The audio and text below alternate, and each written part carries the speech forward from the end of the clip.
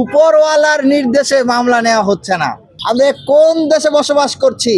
আমরা যখন থানায় গিয়েছি, আমরা গিয়ে দেখি ওসি নাই। ছাত্রদল একের পর এক বেপরোয়া কার্যক্রম শুরু করেছে, অথচ এটা একটা কগনিজেবল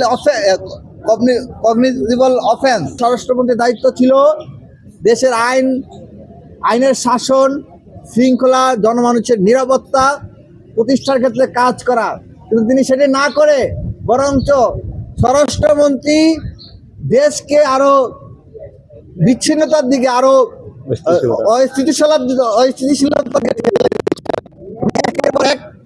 যখন সন্ত্রাসী হামলা চলছে সরকার দলীয় সংগঠন দ্বারা, তখন সেই সন্ত্রাসী হামলার মদত দেওয়ার মাধ্যমে, বিচার না করার মাধ্যমে, নীরব থাকার মাধ্যমে মূলত তিনি সেই সন্ত্রাসী হামলারই নীরব সম্মতি জ্ঞাপন দিয়ে যাচ্ছেন।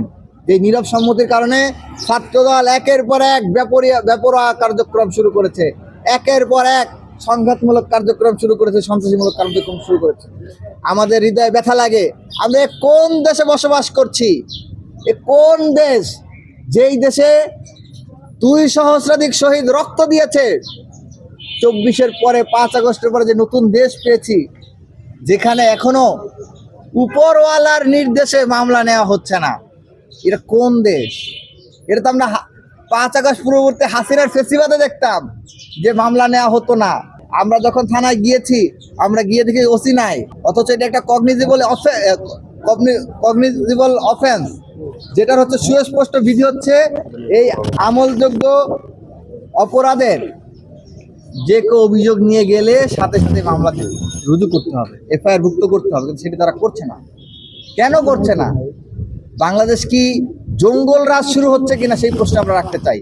ছাত্রদলের সভাপতি, সেক্রেটারি তারা আমাদেরকে দুঃখ প্রকাশ করেছেন এই হামলার পরে। তাদের দুঃখ প্রকাশকে আমরা সাদরে গ্রহণ করতে পারতাম যদি তিনি তার দলের চিহ্নিত সন্ত্রাসীদেরকে, কারা পরিকল্পনা করেছে, কারা নির্দেশ দিয়েছে, সেটা হয়তো আমরা দেখি নাই। কে কে নির্দেশনায় ছিল, কে কে প্লট তৈরি করেছে, সেটা হয়তো আমরা জানি না, কিন্তু এটা তো স্পষ্ট ভিডিও ফুটেজও দেখা গিয়েছে যে কারা কারা হামলা চালিয়েছে, কারা কারা আক্রমণ করেছে। তাদের বিরুদ্ধে কেন এখনো ব্যবস্থা গ্রহণ করলেন না? এটা কি প্রমাণ করে, এটা কি এই প্রশ্নের উদ্বেগ ঘটায় কিনা যে আপনাদের দুঃখ প্রকাশটা মূলত সল ছিল, বরঞ্চ আপনারা এটার পিছনে কলকাঠি নেড়েছেন কিনা সেই প্রশ্ন কিন্তু ছাত্র জনতা তুলবে।